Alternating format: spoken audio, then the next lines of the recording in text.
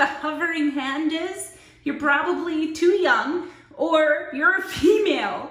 Have you ever noticed how a lot of male celebrities, when they're taking pictures with their fans, they put their arm around them, but their hand is hovering. It's not touching their body, it's hovering. It's called the hovering hand. This guy is literally the king of keeping his hands to himself. Literally the fucking king of hovering hand. Take no chances with absolutely anybody.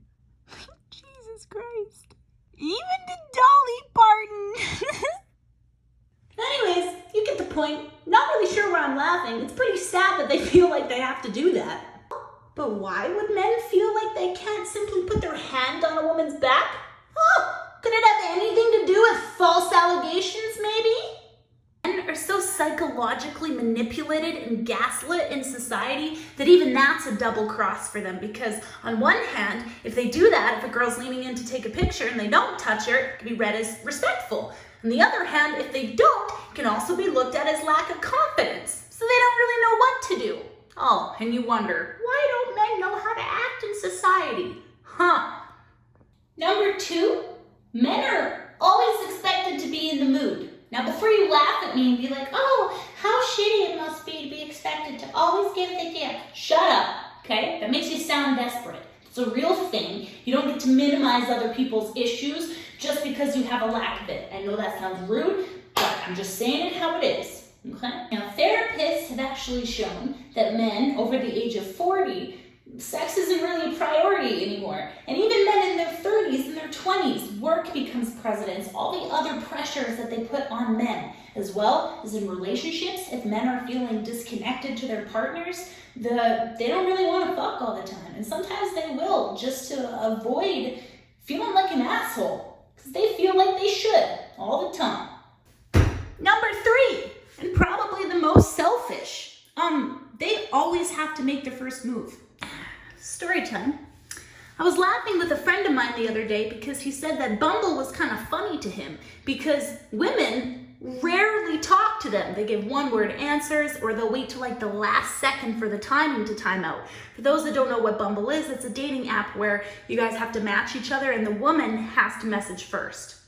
Well, there's a flaw with that. See, we've taught women that men have to make all the first moves. So now that women are in the position to make the first move, they don't know how to do it. I, for one, have always been the one, well, there's been a couple times, but most of the time, I'm the one to ask him out on a first date. Yeah, that means I pay for the first date too. But first moves isn't always just asking them out on the date. It's also things like complimenting him on the street. I compliment men all the time on their beard, the way they walk, their haircut, you know, and they always smile. They always give me just this genuine smile. You can tell that it just felt good because they don't get that very often. We take it for granted. Now, what is number 4? Men die much, much sooner. 57% of the people who are over the age of 67 are females. Women, on average, outlive men by 5 years, and that comes from Harvard, by the way. Oh, but Lord knows, women love to throw that in men's face. Oh, this is why we live longer. You live longer because there is nowhere close to the amount of pressure on you that there is on men, and that is a fucking fact. Also, there's a lot more attention paid to your mental health than there is to men. That is a huge contributing factor. Thank you.